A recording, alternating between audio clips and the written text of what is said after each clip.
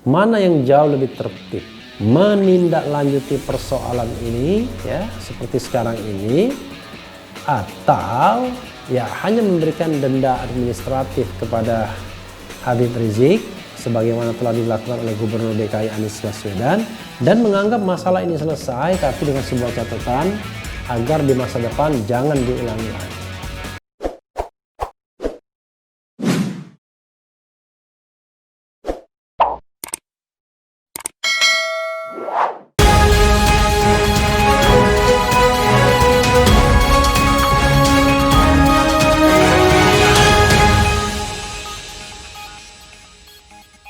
Assalamualaikum warahmatullahi wabarakatuh, sobat RH sekalian. Jumpa lagi kita di channel yang keren ini, Keren Cadas. Kali ini saya akan mengulas mengenai pasal 160 KUHP, Kitab Undang-Undang Hukum Pidana, masih dalam breaking news ya, untuk upaya menahan HRS katanya. Jadi gini, ada pakar yang mengatakan pakar titik 2 sangat mungkin pasal 160 KUHP untuk upaya menahan Habib Rizik Syihab. Karena kalau hanya pelanggaran undang-undang kekarantinaan kesehatan yang ancaman hukumannya 1 tahun, tidak ada alasan untuk menahan. Kita bacakan ya dari republika.co.id Jakarta. Pakar hukum pidana Abdul Fikar Hajar, ini juga teman saya ya, menyoroti penggunaan pasal 160 KUHP terkait penghasutan yang dikaitkan dengan pasal 93 Undang-Undang Kekarantinaan Kesehatan terhadap pimpinan FPI Habib Rizik Syihab dalam perkara pernikahan putrinya. Fikar menilai penggunaan pasal 160 bisa jadi sebagai langkah untuk melakukan penahanan terhadap HRS. Pasal 160 KUHP ini, lanjut Fikar, ancaman hukumannya 6 tahun penjara. Bayangkan. Dengan demikian Fikar mengatakan pasal ini memungkinkan untuk dilakukan upaya paksa penahanan terhadap Rizik. Sementara pasal 93 Undang-Undang Karantina Kesehatan itu cuma 1 tahun ancamannya dan tidak bisa digunakan sebagai dasar penahanan. Jadi sangat mungkin penggunaan pasal 160 KUHP ini digunakan untuk melakukan upaya paksa penahanan. Meskipun belum terbukti akibat dari perbuatan yang ditafsirkan sebagai penghasutan itu telah terjadi, kata Abdul Fikar saat dihubungi republika.co.id Kamis 3/12. Ia menjelaskan pasal 160 KUHP masuk dalam bab 5 kejahatan terhadap ketertiban umum. Pasal itu berbunyi, barang siapa di muka umum dengan lisan atau tulisan menghasut supaya melakukan perbuatan pidana, melakukan kekerasan terhadap penguasa umum, atau tidak menuruti baik ketentuan undang-undang maupun perintah jabatan yang diberikan berdasar ketentuan undang-undang, diancam dengan pidana penjara paling lama 5 tahun atau denda maksimal Rp4.500. Dendanya sih nggak usah dihitung. Menurut Fikar, pasal 160 KUHP baru bisa digunakan jika memenuhi 4 syarat. Syarat tersebut yaitu ada perbuatan yang menghasut, dilakukan dengan sengaja, dilakukan di depan umum, kemudian orang yang dihasut melakukan perbuatan yang melawan hukum.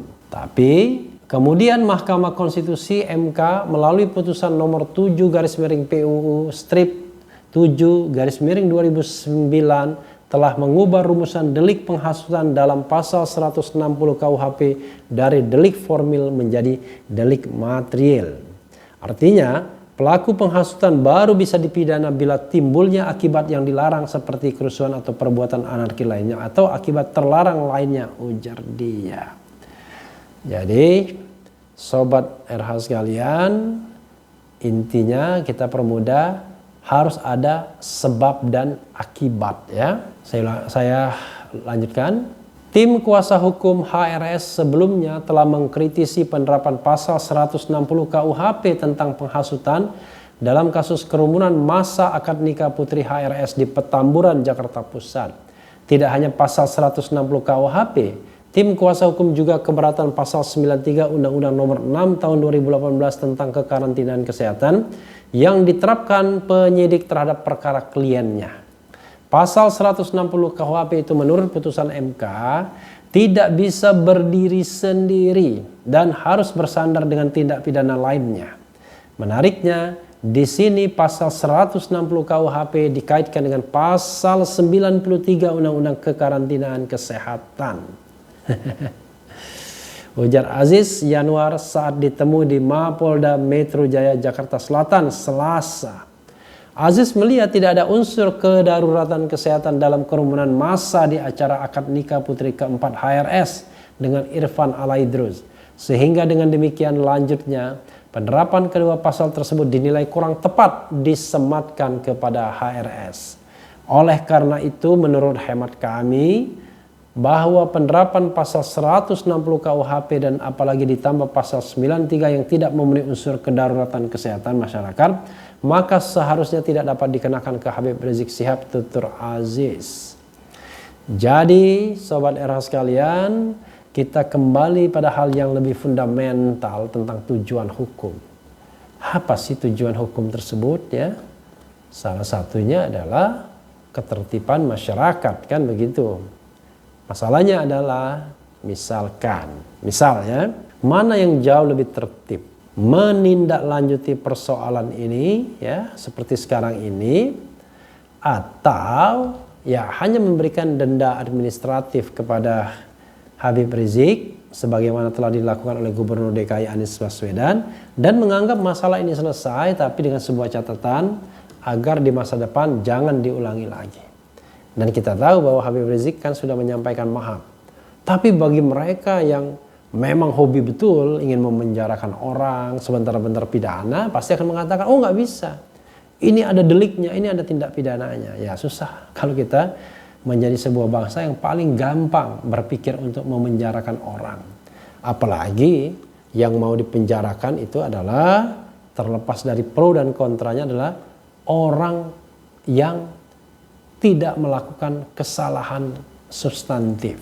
Karena kasusnya adalah kasus kerumunan selama COVID-19 yang dalam kondisi biasa ya tidak akan dilarang sesungguhnya.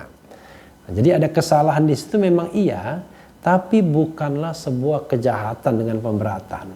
Ya, seperti perampokan dan lain sebagainya. Apalagi sampai dikuntit ya. Tapi karena menggunakan pasal 93 kurang gagah, kurang gereng ya, kurang bisa dijadikan alat legitimasi untuk menangkap dan menahan misalnya, maka digunakanlah pasal 160 yang menurut saya ya harusnya tidak bisa dikenakan kepada Habib Rizik. Di mana unsur menghasutnya? Lalu dari unsur menghasut itu muncul akibat. Dari mana muncul akibatnya? Apalagi ketika akibat yang dikhawatirkan tersebut tidak juga terjadi. Ada pemeriksaan terhadap warga Petamburan yang kena COVID-19, tapi yang kena 5 orang ya, itu informasi yang saya dengar, dan kelima-limanya tidak hadir dalam acara tersebut. Mereka tidak hadir, mereka kenanya karena dari liburan. Itu yang informasi yang saya dapatkan.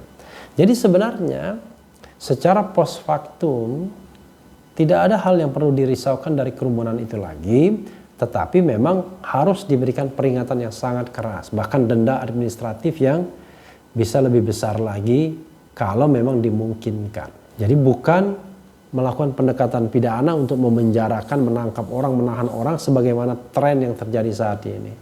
Salah sedikit tangkap, tahan.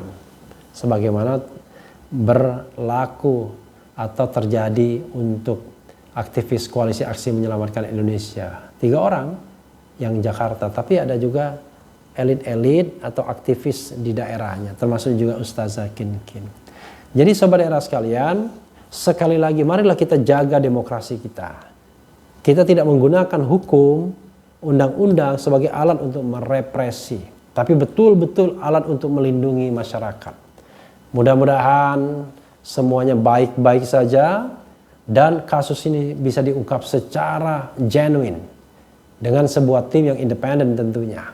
Silakan tim internal Mabes Polri bekerja, tim FPI bekerja, Komnas HAM bekerja, tapi kalau ada tim yang betul-betul independen dari tokoh-tokoh dengan kredibilitas tinggi itu, maka kasus ini bisa diungkap dan dikuak. Dan rasanya tidak sulit mengungkap dan menguaknya.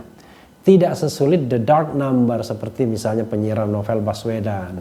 Karena ini melibatkan lebih banyak orang. Walaupun silent operation, tetapi jauh lebih mudah untuk diungkap rasanya ketimbang kasus-kasus yang ya hanya melibatkan sedikit orang. Sobat era sekalian, yang penting tetap di channel ini, karena di channel ini Anda akan dirayu, ditipu, dibaperin, dicecar, diuber pula di jalur khusus. Karena channel ini adalah channel yang mengancam, memeras, dan membenci. Jangan lupa subscribe, like, comment, and share.